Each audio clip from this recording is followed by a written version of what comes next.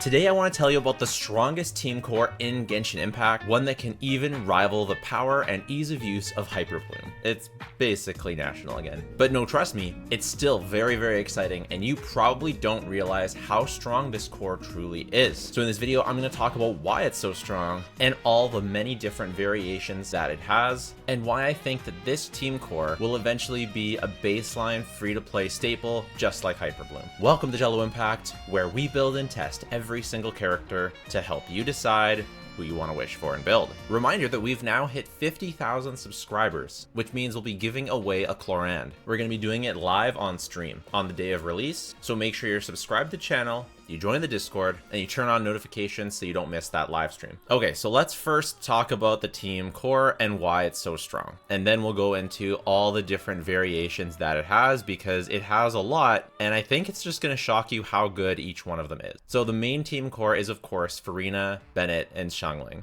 Now, you might be thinking to yourself, oh, well, this is kind of just like National. You can just run this with National, like you can run any character in National and it does okay. It's not the same. First of all, this team is way stronger, and the reason why, this is the main reason why. Furina is, in my opinion, the best character in the game, and the reason why is because of how much personal damage she does, a similar personal damage profile to Yelan and Xingqiu, sometimes higher, sometimes lower, depending. But she also has insane buffing, one of the best buffers in the entire game. If she's second best, it's only behind Bennett. And we're also running the other most broken buffer in the game, Bennett. The key to making this team so crazy is that Xiangling benefits from both of these buffers. She snapshots Bennett's buff, which means she gets the full attack buff to her Pyronado the whole time, and Furina buffs not only the on-field character, but also the off-field character, which in this case is Xiangling. In addition, Bennett is providing the healing that you need for Furina's stacks, so you don't have to run a dedicated healer on top of this. And the absolute true kicker is that none of these characters need to be on field, which means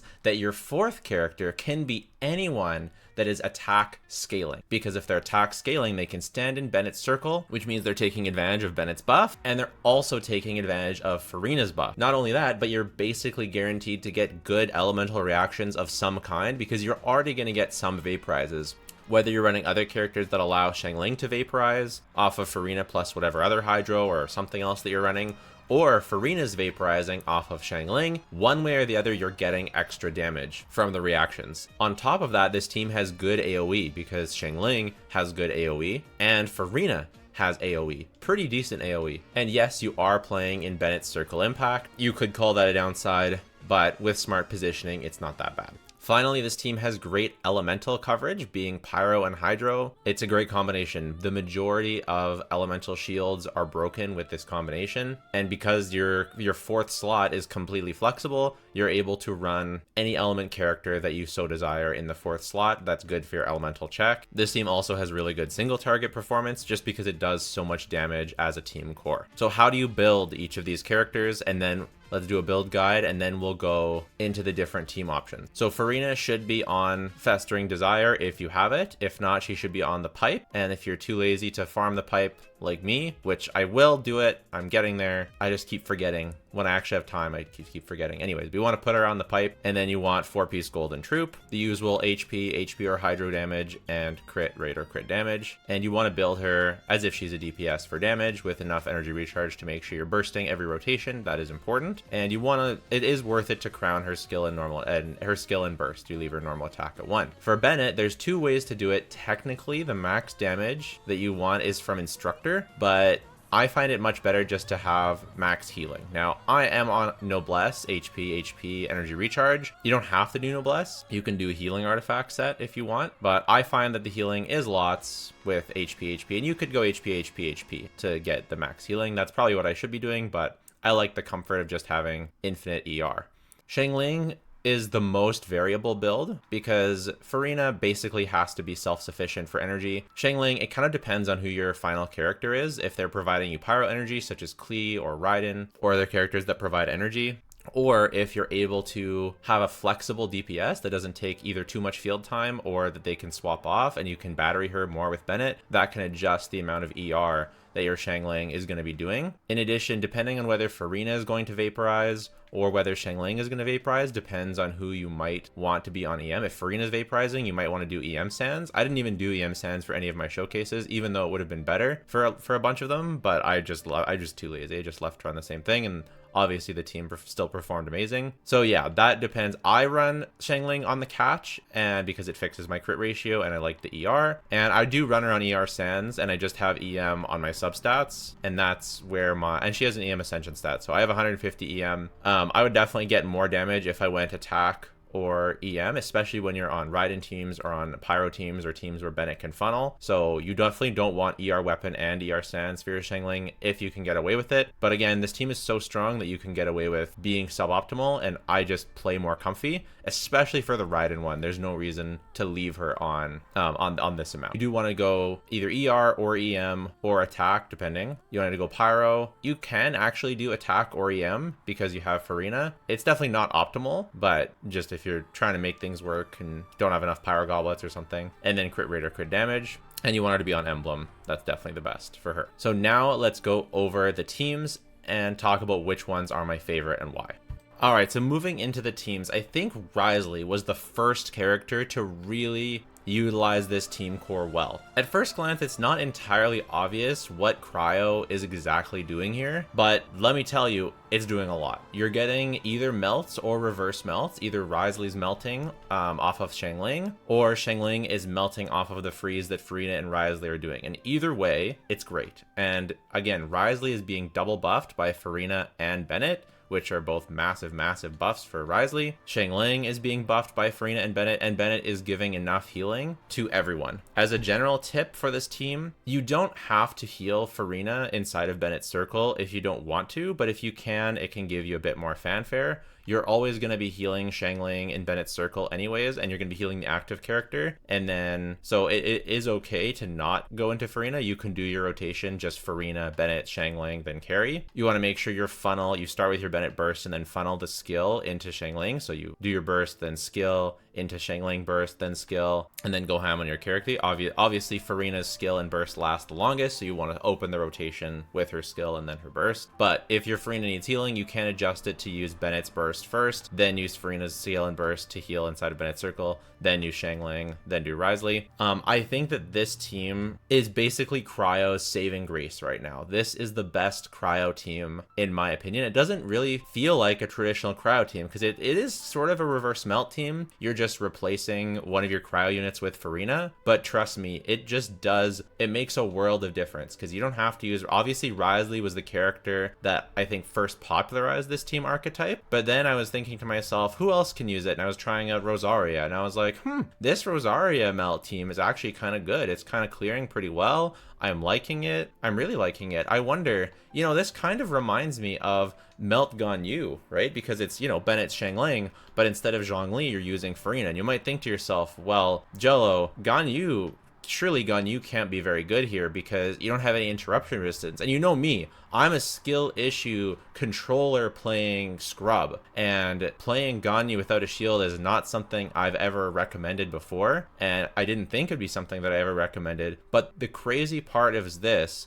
team really takes advantage of Ganyu's burst. You want to use Ganyu's burst inside of Bennett's circle, you snapshot that burst, you get so much damage out of that. It has really, really good AoE. You can't undervalue Ganyu's burst. And then even if you don't get very many charge shots off, even if you only get one or two, you're still getting so much damage out of those melted charge shots that it is mega worth it. It doesn't matter if you get interrupted one or two times. You are clapping the enemies. The first side of this Abyss buckled under the power of this team. It is really, really good. Is it better or worse than the Wriothesley version? It really depends on how many charge attacks you can get off.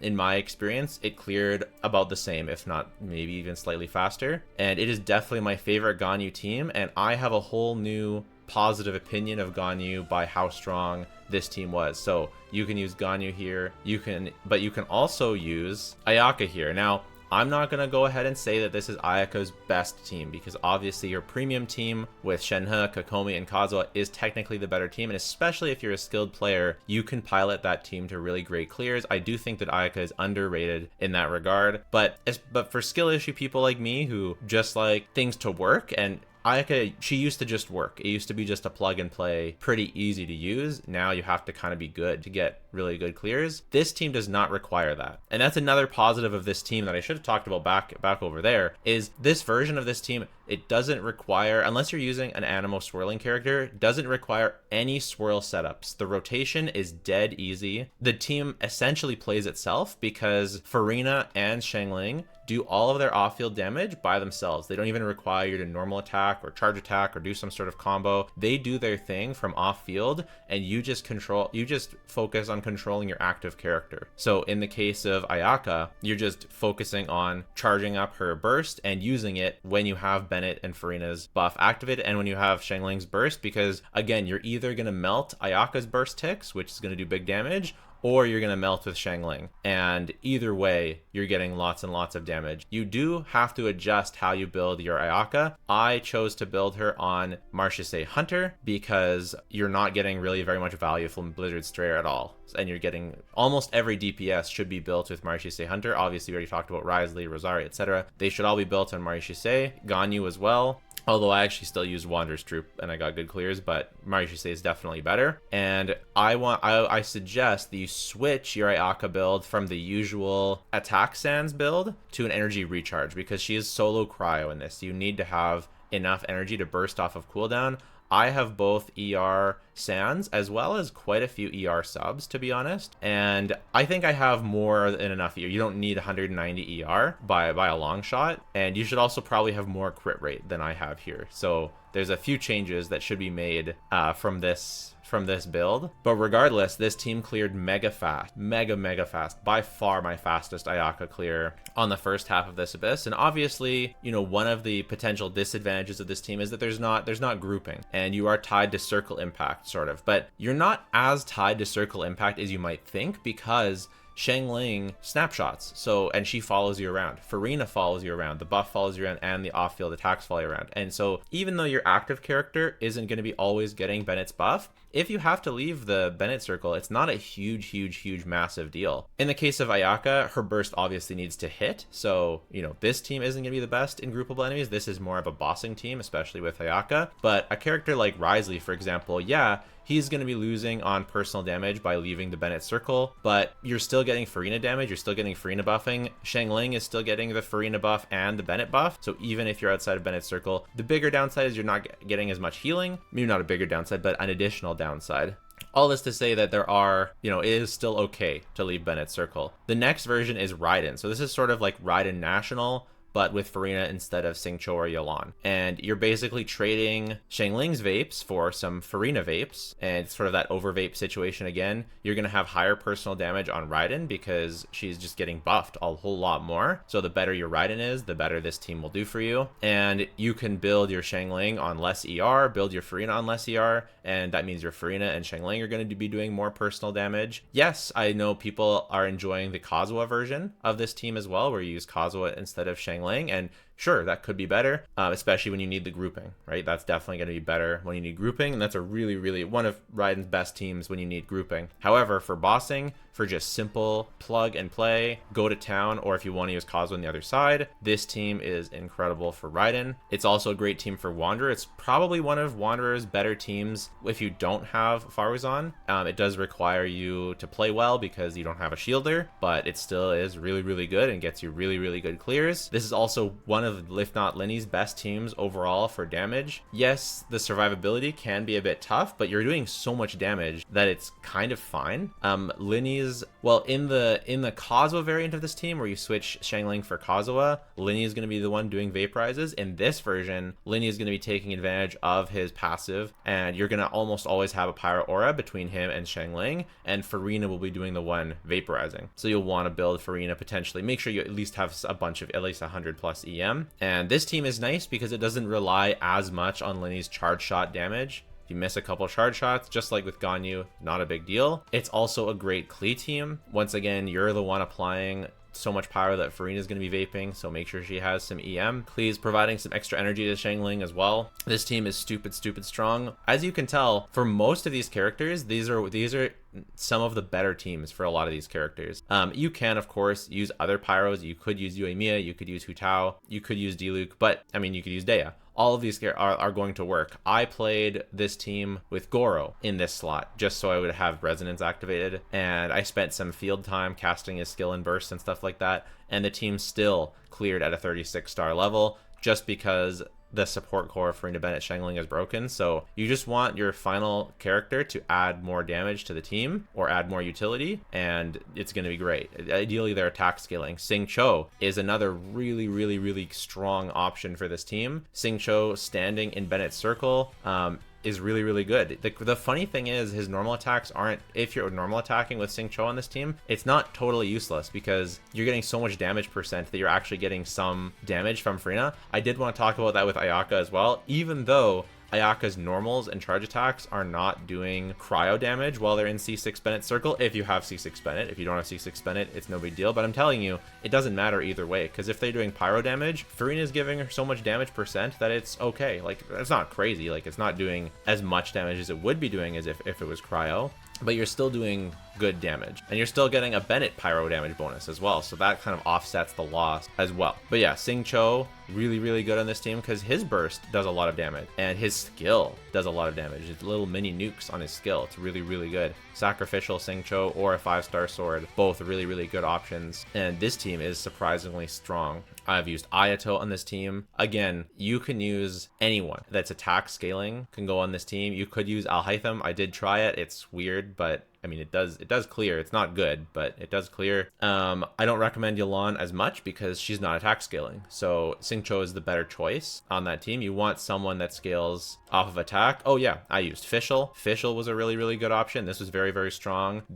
She provides a lot of energy to this team, so you can build Xiangling on less energy. It's similar to the Raiden version. You're going to be using more Bennett skills. It's probably pretty comparable to the Raiden version in single target, whereas Raiden's AoE is a lot bigger. So yeah, the creativity is endless. I wouldn't be surprised if even Eula did well on this team if you don't have C6 Bennett. Although, again, even I'm sure it's fine. I'm kind of curious, but I don't want to try it right now. I will try it before I make a Eula guide. Oh yeah, the other thing I forgot you can mention is you can do Kazuha or Sucrose if you need grouping with this team. It's not as potent because you don't really have like an on-fielder on this team, so, and Kazuha's not benefiting from the Bennett buff, so it's like you're losing a lot of single target damage especially, but it still works. It's just if you really, really need grouping, it's an option, and it still does a lot of damage. You want to try and get your double swirl, so Farina and Xiangling are being pumped up. You want to make sure, if you're using this team, this version of this team, you definitely want to make sure that Xiangling and Farina are built for as much damage as possible, because they're going to be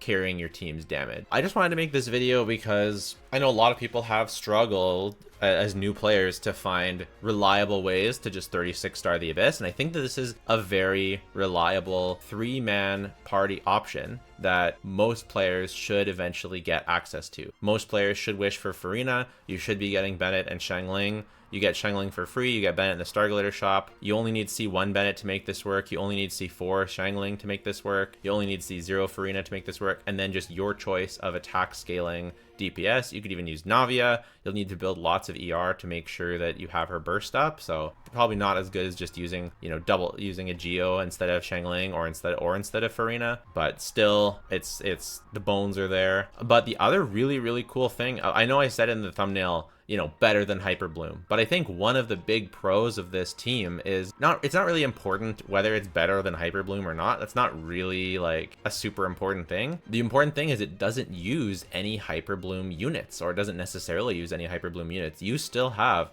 Nahida, Xingqiu, Yelan, and Kuki free, or any combination of them to use on your other side. So you can use this on one side and use that on the other side. And not using any of your Hyperbloom units is really, really, really, really good. This means that, at least for my recommendations, if I'm recommending someone trying to 36-star, I'm kind of recommending this team on one side as like just a general baseline. Like for sure, there's tons of other different stuff you can do, and that team on the other side. So yeah, overall, this team kind of blows my mind. It's really, really good. And again, I think it's not that this team is necessarily the very strongest ceiling team for every single team, but it's a team core of 3 that is really easy to play, very, very accessible, works with any attack scaling relatively self-sufficient-ish DPS. I'm saying not even self-sufficient because, I guess I didn't mention Zhao, right? That's another character, but even characters that are not traditionally thought of as self-sufficient like Ayaka still work amazingly on this team. So let me know, have you played this team? Have you realized that it was broken? Did I miss anything? Am I wrong? Does this team actually suck?